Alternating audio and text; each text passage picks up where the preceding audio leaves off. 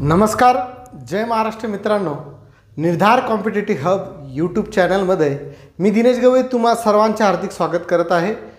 बघा, आपण चालू केलेली आहे महाराष्ट्राची railway group D express series आणि या सिरीजमध्ये आपण विज्ञान विषयामधील भौतिकशास्त्र बघत आहोत आणि भौतिकशास्त्रामधला अत्यंत महत्त्वाचा चॅप्टर म्हणजेच लाईट म्हणजेच प्रकाश हाच आपण आजच्या लेक्चरमध्ये बघणार आहोत. तर बघा, लाईट प्रकाश आपल्याला सर्वांना आहे तो दिसतो आपल्याला, आहे ना. आता लाईटाचं मेन स्रोत कुठला आहे? जर प्रकाश आपल्याला पाहिजे असेल तर दिवसा आपल्याला उजेड असतो, रात्री अंधार असतो. तर दिवसा कशामुळे असतो प्रकाश? कशामुळे? सूर्य असतो, आहे ना. आणि हा सूर्याचा प्रकाश सर्वीकडे असतो, म्हणजे त्यामुळे आपल्याला प्रकाश दिसतो किंवा प्रकाश दिवसा आपल्याला अवेलेबल असतो, बरोबर. तर प्रकाशाचा मेन स्रोत कोणता आहे? सूर्य आहे, बरोबर आहे. तर प्रकाश म्हणजे काय? तर प्रकाश म्हणजे काय की प्रकाश हे एक ऊर्जेचं स्वरूप असून त्यामुळे आपल्या डोळ्यांना दृश्य संवेदना प्राप्त होतात. दृश्य आपल्याला काही नाही, प्रकाश जर असेल तर आपण कोणती गोष्ट पाहू शकतो आणि अंधार जर असेल तर आपण ती गोष्ट पाहू शकत नाही, कोणती वस्तू आपण शोधू शकत नाही आहे. समजा अंधारामध्ये आपल्याला एखादा हा पेन शोधायचा आहे, इथं टेबलावरती ठेवलेला आहे, तर अंधारामध्ये आपण तो पेन शोधू शकत नाही, कारण आपल्याला डोळ्यांना त्या दृश्य संवेदना प्राप्त होत नाहीत, बरोबर आहे. आणि तेच जर तिथं लाईट लावलेला असला म्हणजेच प्रकाश असला तर प्रकाशामध्ये ती वस्तू आपल्याला सहज दिसते, म्हणजेच दृश्य संवेदना प्राप्त होते, ठीक आहे. प्रकाश विद्युत चुंबकीय प्रारणांचे वर्णपटाचे देखील एक स्वरूप आहे. तर बघा, विद्युत चुंबकीय प्रारणे म्हणजे काय ते आपण मी पुढे तुम्हाला क्लिअर करून देतो. इलेक्ट्रोमॅग्नेटिक रेडिएशन कशाला म्हणतात किंवा स्पेक्ट्रम कशाला म्हणतात ते आपण पुढे क्लिअर करूया. त्याचं देखील ते एक काय स्वरूप आहे. आता प्रकाशाचे स्रोत जर पाहिलं तर एक नैसर्गिक स्रोत असतील आणि दुसरे असतील मानवनिर्मित स्रोत, म्हणजेच त्याला आपण म्हणतो कृत्रिम स्रोत. तर नैसर्गिक स्रोतमध्ये सर्वात महत्त्वाचा आहे सूर्य आहे, तारे आहेत, वीज आहे, धूमकेतू आहे, काजवे आहे इत्यादी काय आहेत, हे नैसर्गिक स्रोत आहेत, नॅचरल सोर्सेस आहेत. आणि आर्टिफिशियल सोर्सेस जर पाहिले तर मेणबत्ती असेल, कंदील असेल, बल्ब असेल आणि जळणारे लाकूड आहेत, ज्यापासून आपण काय करतो? प्रकाश निर्माण करतो. ते काय असतात? कृत्रिम स्रोत असतात. आणि ऑलरेडी ज्यापासून आपल्याला नैसर्गिकरित्या प्रकाश भेटतो ते काय असतात? नैसर्गिक स्रोत असतात, ठीक आहे. आता सर्वात महत्त्वाचं म्हणजे तर बघा, सूर्याच्या गाभ्यामध्ये घडणाऱ्या केंद्रकीय सम्मिलन या अभिक्रियेमुळे प्रचंड प्रमाणात सौर ऊर्जा निर्माण होते. केंद्रकीय सम्मिलन म्हणजेच न्यूक्लिअर फ्युजन, ठीक आहे. तर सूर्याच्या गाभ्यामध्ये काय होते की घडणाऱ्या केंद्रकीय सम्मिलनामध्ये या अभिक्रियेमुळे प्रचंड प्रमाणात सौर ऊर्जा निर्माण होते. दोन हलक्या केंद्रकाचे रूपांतर एका जड केंद्रकात होण्याची क्रिया म्हणजे केंद्रकीय सम्मिलन होय. आता दोन हलके केंद्र म्हणजे काय? समजा इथं मी हे डायग्राम काढलेली आहे. इथं बघा या क्रियेमध्ये काय होते की या अभिक्रियेत हायड्रोजनचे हलके समस्थानिके एकत्र येऊन त्यापासून हिलियमचे जड केंद्रक तयार होते. तर इथे मी डायग्राम काढलेली आहे. या डायग्राममध्ये तुम्हाला लक्षात येईल की बघा, इथं हायड्रोजनचं एक समस्थानिक आहे आणि दुसरा हायड्रोजनचं दुसरं समस्थानिक आहे. आता इथं 2 हायड्रोजन आणि इथं 3 हायड्रोजन आहेत आणि यांचं जर आपण रूपांतर एका जड केंद्रकामध्ये केलं तर या जड केंद्रकाचं रूपांतर हेलियममध्ये होते आणि हेलियममध्ये 3.5 मेगावॉट इतकी सौर ऊर्जा आपल्याला भेटते आणि 14.1 मेगावॉट इतकी ऊर्जा आपल्याला भेटते. म्हणजे 2 हलके केंद्रक जर एकत्र केले तर त्याचं रूपांतर जड केंद्रकामध्ये होते. तर यालाच काय म्हणतात? न्यूक्लिअर फ्युजन म्हणजेच केंद्रकीय सम्मिलन असे म्हणतात. 2 हलके केंद्रक एकत्र केल्यानंतर त्याचे रूपांतर जड केंद्रकामध्ये होते आणि या क्रियेमुळे काय होतं? प्रचंड प्रमाणात आपल्याला काय भेटते? ऊर्जा भेटते. म्हणजे जवळपास 3.5 मेगाव्होल्ट आणि 14.1 मेगाव्होल्ट इतकी ऊर्जा आपल्याला प्राप्त होते, बरोबर आहे. मग त्यांनी काय म्हटलं की सौर ऊर्जा कशी प्राप्त होते की सूर्याच्या गाभामध्ये घडणाऱ्या केंद्रकीय सम्मिलन या अभिक्रियेमुळे प्रचंड प्रमाणात काय होते? सौर ऊर्जा निर्माण होते. मग काय झालं? हायड्रोजनची 2 समस्थानिके एकत्र केली, 2 केंद्रकं जर जवळ आणली, 2 हलकी केंद्रके जर एकत्र केल्यानंतर त्यापासून काय होते की हेलियमचा एक जड केंद्रक तयार होते. म्हणजे ही 2 हायड्रोजनची जी समस्थानिके जवळ आणली, एक आहे ड्यूटेरियम आणि एक आहे ट्रिटियम. तर हे जवळ केल्यानंतर त्यापासून न्यूक्लिअर फ्युजन होते म्हणजे त्याचा अत्यंत भयानक प्रमाणामध्ये स्फोट होतो. ही सूर्याच्या गाभ्यामध्ये म्हणजे सूर्याच्या क्रस्टमध्ये ही जी क्रिया आहे कंटिन्यू चालत राहते. ही जी आहे कंटिन्यू चालत राहते आणि त्यामुळे हेलियमचे जे जड केंद्रक आहेत हे नेहमी कंटिन्यूअसमध्ये तयार होत राहतात, त्यामुळे आपल्याला सौर ऊर्जा जास्त प्रमाणात प्राप्त होते. आता तुम्ही जर म्हटलं की काही दिवसानंतर समजा हे हायड्रोजनचे स्तंभस्थानिके आहेत हे जर सौराच्या गाभामधले जर संपले तर आपल्याला प्रकाश भेटणार नाही, सौर ऊर्जा निर्माण होणार नाही. तर त्याची काही टेन्शन घ्यायची गरज नाही आहे. या सूर्याच्या गाभ्यामध्ये इतके हायड्रोजनचे समस्थानिके आहेत की आपल्या पिढ्या किती पिढ्या जरी आल्या तरी त्या संपणार नाही आहेत. म्हणजे सौर हा नष्ट होणार नाही आहे, सौर ऊर्जा ही नष्ट होणार नाही आहे. म्हणजे ही जी क्रिया आहे न्यूक्लिअर फ्युजनची ही कंटिन्युअस चालू राहील आणि त्यामुळे आपल्याला सौर ऊर्जा प्राप्त होईल. आणि ऊर्जेचा, प्रकाश ऊर्जेचा सर्वात मोठा स्रोत कुठला आहे? आपला सूर्य आहे. कारण सूर्यापासून सर्वात जास्त आपल्याला काय भेटतो? प्रकाश भेटतो. आणि आपल्याला हे माहीत आहे की सूर्याची जो प्रकाशाचा वेग आहे हा किती असतो? प्रकाशाचा वेग 3 गुणेला 10⁸ मीटर प्रति सेकंद असतो. इतका आपण कालच्या मागच्या लेक्चरमध्ये ध्वनीमध्ये पाहिलं. कारण ध्वनीचा वेग हवेमध्ये किती असतो? 344 मीटर प्रति सेकंद असतो. आणि प्रकाशाचा वेग किती असतो? 3 गुणेला 10⁸ मीटर प्रति सेकंद असतो. बरोबर आहे. त्यासाठी मी तुम्हाला सांगितलं होतं की वीज चमकते तेव्हा प्रकाश आपल्याला दिसतो आणि त्याच्या 6 पटीनंतर म्हणजे त्याच्या 6 पटीनंतर 1/8 पट आपल्याला काय भेटतो? त्याचा आवाज येतो. आपण हे बघितलं आहे मागच्या लेक्चरमध्ये. तुम्ही जर पाहिलं असेल ध्वनीचं लेक्चर तर त्यामध्ये क्लिअर होईल. म्हणजे पहिले आपल्याला प्रकाश दिसतो आणि त्याच्यानंतर आपल्याला ध्वनी निर्माण होत म्हणजे त्याचा आवाज येतो. म्हणजे वीज जर चमकली तर पहिली वीज दिसेल आणि त्याच्या काही सेकंदामध्ये आपल्याला त्याचा काय भेटेल? आवाज ऐकू येईल विजेचा. तर ठीक आहे. म्हणजे कारण प्रकाशाचा जो वेग आहे हा ध्वनीच्या वेगापेक्षा जास्त आहे म्हणून पहिले प्रकाश दिसेल, नंतर आपल्याला ध्वनी दिसेल, ध्वनीचा आवाज येईल. ठीक आहे. तर ही जी गोष्ट आहे न्यूक्लिअर फ्युजन ही समजली का?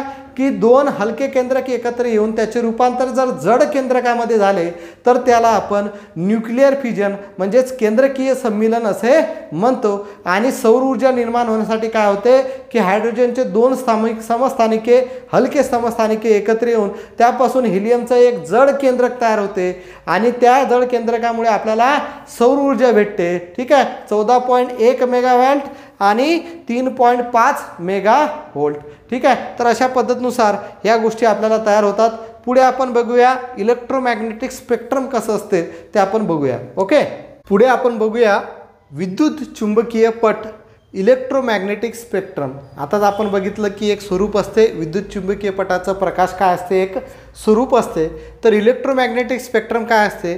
तर यामध्ये अशा प्रकारच्या ऊर्जा तयार असतात. तर हे कोणकोणत्या ऊर्जा आहेत? तर गॅमा ऊर्जा, एक्सरे, अतिनील, लाईट, अवरक्त, सूक्ष्मलहरी आणि 7 या 7 प्रकारच्या ऊर्जा ज्या आहेत इलेक्ट्रोमॅग्नेटिक स्पेक्ट्रममध्ये तयार होतात. तर यामध्ये जर पाहिलं आपण तर इकडून जर आपण गेलो तर यांची जी तरंग लांबी असते ही जास्त असते. सर्वात जास्त तरंग लांबी जी आहे ही रेडिओ म्हणजेच रेडिओ लहरीची जास्त असते. त्यापेक्षा कमी सूक्ष्मलहरीची असते. त्यापेक्षा कमी अवरक्त म्हणजेच इन्फ्रारेडची असते. त्यापेक्षा कमी व्हिजिबल लाईटची म्हणजेच दृश्य किरणांची असते. त्यानंतर अंतिनील किरणांची त्यापेक्षा कमी एक्सरे किरणांची. आणि सर्वात कमी तरंग लांबी जी आहे ही गॅमा किरणांची असते, गॅमा रेजची असते असं आपण म्हणू शकतो. आणि बघा यामध्ये आता इकडून काय तरंग लांबी जास्त झाली, इकडून जर जायचं म्हटलं तर इकडून जर असं गेलो तर यामध्ये आपण म्हणू शकतो की याची तरंग लांबी सर्वात कमी असते गॅमा किरणांची आणि रेडिओ लहरीची तरंग लांबी सर्वात जास्त असते. दुसरा पॉईंट यामधला जर महत्त्वाचा आहे की गॅमा किरणांची जी एनर्जी आहे हे सर्वात जास्त असते. त्यापेक्षा कमी याची, त्यापेक्षा कमी याची, त्यापेक्षा कमी याची, त्यापेक्षा कमी याची, त्यापेक्षा कमी याची आणि त्यापेक्षा कमी याची. म्हणजे गॅमा किरणांची जी ऊर्जा आहे ही सर्वात जास्त असते आणि सर्वात कमी जी ऊर्जा आहे ती रेडिओ लहरीपासून आपल्याला भेटते इलेक्ट्रोमॅग्नेटिक स्पेक्ट्रममध्ये म्हणजेच विद्युत चुंबकीय पटामध्ये. ठीक आहे. इकडे तरंग लांबी जास्त, इकडे ऊर्जा जास्त. इकडे ऊर्जा जास्त, इकडे ऊर्जा कमी. इकडे तरंग लांबी जास्त, इकडे तरंग लांबी कमी. म्हणजे इकडून जर आपण असं गेलो तर या 7 ऊर्जेच्या प्रकारामध्ये इकडे आपली तरंग लांबी कमी होत जाते आणि इकडून जर आलो तर इकडे आपली ऊर्जा कमी होत जाते. हा इलेक्ट्रोमॅग्नेटिक स्पेक्ट्रमचा एक पार्ट आहे. यामध्ये 7 प्रकारच्या ऊर्जा असतात. त्यामध्ये रेडिओ लहरी असेल, मायक्रोवेव्ह असेल, इन्फ्रारेड असेल, व्हिजिबल लाईट असेल, अल्ट्राव्हायलेट असेल, एक्सरे असेल आणि गॅमा किरणे असतील. तर अशा पद्धतीनं हे इलेक्ट्रोमॅग्नेटिक स्पेक्ट्रम आपल्याला आता समजलेला आहे. डायग्राम नोट डाऊन करायची आहे. तुम्हाला नोट्समध्ये पण मी डायग्राम देऊन टाकेल. ठीक आहे. पुढे आपण बघूया पुढचा पार्ट. पुढे बघा समजा हा सूर्य म्हटला आपण आणि सूर्य आणि पृथ्वी यामधलं जर अंतर आपण पाहिलं तर जवळपास हे अंतर जे आहे सूर्य आणि पृथ्वी यामधलं अंतर हे जवळपास 15 कोटी किलोमीटर इतकं असते. म्हणजे एक्झॅक्ट जर पाहिलं तर 14.98 कोटी किलोमीटर इतकं हे अंतर असते. आणि बघा प्रकाशाचा जो वेग आहे हा 3 लाख किलोमीटर प्रति सेकंद असतो. म्हणजेच आपण प्रकाशाचा हवेतील वेग म्हटला किती असतो 3 × 10⁸ मीटर प्रति सेकंद. 3 × 10⁸ मीटर प्रति सेकंद म्हणजेच 3 लाख किलोमीटर प्रति सेकंद इतका असतो.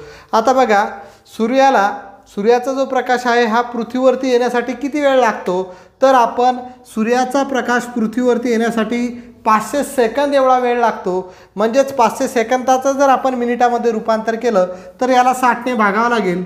म्हणजे 500 भाग्याला जर 60 केलं तर काय होतील 00 आपले कटतील किंवा sin 8 48 बरोबर आहे राहिले 20 म्हणजेच 8 मिनिटं 20 सेकंद इतका वेळ लागेल. म्हणजे सूर्याची प्रकाश किरणे पृथ्वीवरती पोहोचण्यासाठी किती वेळ लागतो तर 8 मिनिट 20 सेकंद इतका वेळ लागतो. ठीक आहे एवढं समजलं की सूर्य आणि पृथ्वी याचं अंतर जे आहे 15 कोटी किलोमीटर इतकं आहे. म्हणजे 14.98 कोटी किलोमीटर इतकं सूर्य आणि पृथ्वीचं अंतर आहे. आणि प्रकाशाचा वेग जो आहे 3 लाख किलोमीटर प्रति सेकंद इतका असतो. म्हणजेच 3 × 10⁸ मीटर प्रति सेकंद इतका असतो. आणि सूर्याची किरणे पृथ्वीवरती पोहोचण्यासाठी 8 मिनिटं 20 सेकंद इतका वेळ लागतो. म्हणजेच 500 सेकंद इतके लागतो. ठीक आहे आता बघा सूर्याची जर प्रकाश किरणे चंद्रावरती परावर्तित झाली सूर्याची प्रकाश किरणे चंद्रावरती पडली आणि इथून ही पृथ्वीवरती परावर्तित झाली तर ही परावर्तित झालेली प्रकाश किरणे चंद्रापासून पृथ्वीवरती जाण्यासाठी किती वेळ लागतो तर त्याला वेळ फक्त 1.28 सेकंद इतका वेळ सूर्याची जी प्रकाश किरणे चंद्रावरती पडतात आणि ती चंद्रावरून परावर्तित होऊन पृथ्वीवर येण्यासाठी फक्त 1.28 सेकंद इतकाच वेळ लागतो हे लक्षात ठेवायचं आहे. आणि पृथ्वी आणि चंद्र यामधलं अंतर 3,84,000 किलोमीटर इतका आहे हे सुद्धा लक्षात ठेवायचं आहे. पृथ्वी आणि चंद्र यामधील जे किलोमीटर आहे अंतर आहे हे 3,84,000 किलोमीटर इतका आहे हे लक्षात ठेवायचं आहे. अत्यंत महत्त्वाचा पॉईंट हा आपला होता. पुढे आपण बघूया की पदार्थ दिलेले आहेत आणि पदार्थामध्ये प्रकाशाचा वेग किती असतो आणि त्याचा रिफ्रॅक्टिव्ह इंडेक्स किती असतो हे आपण पुढे बघूया. तर बघा पाणी जे आहे तर पाण्यामध्ये प्रकाशाचा वेग 2.25 × 10⁸ मीटर प्रति सेकंद हे मीटर प्रति सेकंद आहे इतका असतो. आणि त्याचा रिफ्रॅक्टिव्ह इंडेक्स जो आहे 1.33 इतका असतो.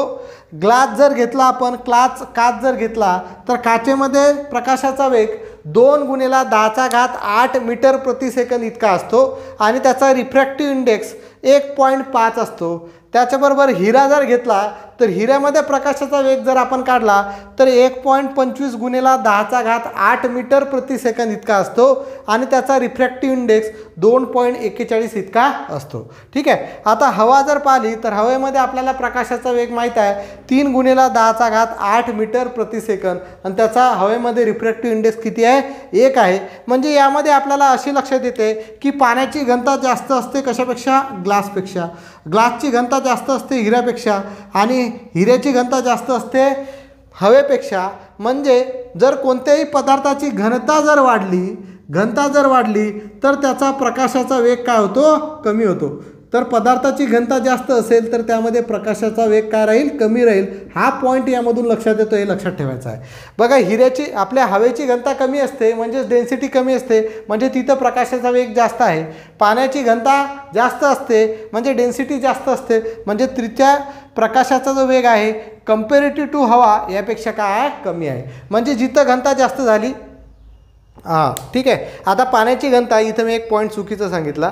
पाण्याची घनता जास्त आहे इथं 2.25. त्याच्यापेक्षा घनता जास्त कशाची आहे ग्लासची. त्याच्यापेक्षा घनता जास्त कशाची आहे हिऱ्याची. मी उलटं सांगितलं तुम्हाला. म्हणजे हिऱ्याची घनता जास्त आहे म्हणून तिथं बघा प्रकाशाचा वेग बऱ्यापैकी कमी झाला 1.25 × 10⁸. ग्लासची घनता पाण्यापेक्षा जास्त आहे म्हणून तिथं अजून कमी झाला प्रकाशाचा वेग 2 × 10⁸. आणि पाण्याची घनता याच्यापेक्षा अजून कमी आहे तर मग तिथे किती झाला 2.25 × 10⁸ मीटर प्रति सेकंद. म्हणजे जशी जशी पदार्थाची घनता वाढली तसा प्रकाशाचा वेग काय होतो, कमी होतो. आणि हे सध्या जे आहे हे सर्व तुम्ही नोट डाऊन करायचं आहे, नोट्समध्ये पण देणार आहे आणि या सर्व गोष्टी तुम्हाला नोट डाऊन करायच्या आहे. तर ठीक आहे, तर आजच्या लेक्चरमध्ये आपण इथंच थांबूया. हा प्रकाशाचा भाग 1 होता. ॲक्च्युअलमध्ये आपला अजून प्रकाश चॅप्टर चालूच झालेला नाही आहे. ठीक आहे, याच्यामध्ये आता पुढे आपल्याला प्रकाशाचं परावर्तन, प्रकाशाचं अपवर्तन, त्याचबरोबर अंतर्वक्र आरसा, बहिर्वक्र आरसा, हे रिफ्रॅक्टिव्ह इंडेक्स काय आहे हे सर्व बघायचं आहे. त्याची उदाहरणं बघायची आहेत, ते अत्यंत महत्त्वाचं आहे. तर उद्या आपलं मेन लेक्चर असेल, हे सुद्धा अत्यंत महत्त्वाचं लेक्चर होतं. पण बेसिक काय आहे, प्रकाश कसा तयार झाला, न्यूक्लिअर फिजनमुळे तयार झाला. न्यूक्लिअर फिजन काय असते हे आपण बघितलं, बरोबर आहे. प्रकाशाचे मेन स्रोत आहे आपला सूर्य, तर ते बघितलं. इलेक्ट्रोमॅग्नेटिक स्पेक्ट्रम काय आहे, विद्युत चुंबकीय पट आहे, ते आपण बघितलं. आणि त्यामध्ये तरंगलांबी कशाची जास्त, कशाची कमी, कुठं ऊर्जा जास्त, कशाची कमी, हे सगळं आपण बघितलं. हे अत्यंत महत्त्वाचा पार्ट होता या प्रकाश चॅप्टरमधला. ॲक्च्युअलमध्ये प्रकाश चॅप्टर चालू करताना डायरेक्ट प्रकाशाचे परावर्तन, प्रकाशाची व्याख्या इथून चालू करतात. पण आपल्याला एकूण एक पॉईंट क्लिअर करायचा आहे. थोडा वेळ लागलाच चालतो, पण टॉपिक आपला चांगल्या तऱ्हेने क्लिअर झाला पाहिजे. म्हणजेच तशाच पद्धतीनुसार जाऊ. 3 ते 4 दिवस प्रकाश चॅप्टरला लागतील, लागू द्या, काही प्रॉब्लेम नाही. ठीक आहे, तर मोठा चॅप्टर आहे, कन्सेप्ट क्लिअर होणं गरजेचे आहे. रविवारी आपण जास्त घेऊन टाकू, रविवारपर्यंत हा टॉपिक खतम करून टाकूया. ठीक आहे, तर आजच्या या लेक्चरमध्ये इथंच आपण थांबूया. जर आजचं हे लेक्चर तुम्हाला जर आवडलं असेल तर नक्कीच या व्हिडिओला लाईक करा, शेअर करा. निर्धार कॉम्पिटिटिव्ह हब यूट्यूब चॅनलला सबस्क्राईब करा. ज्या विद्यार्थ्यांनी आपली यूट्यूबची जी बॅच आहे ती जॉईन केलेली नसेल त्यांनी बॅच जॉईन करून घ्यायची आहे. काही प्रॉब्लेम आला तर तुम्ही मला कॉल करू शकता. माझा नंबर, आपला जो यूट्यूब चॅनल आहे त्या यूट्यूब चॅनलच्या डिस्क्रिप्शन आहे त्या चॅनलमध्ये तुम्हाला माझा नंबर भेटून जाईल. किंवा तुम्ही मला मेलसुद्धा करू शकता, त्यामध्ये तुम्हाला आपल्या यूट्यूब चॅनलचं जे डिस्क्रिप्शन आहे त्यामध्ये माझा मेल ID सुद्धा तुम्हाला भेटून जाईल. ठीक आहे, तर आजच्या लेक्चरमध्ये इथंच थांबूया. धन्यवाद. जय महाराष्ट्र.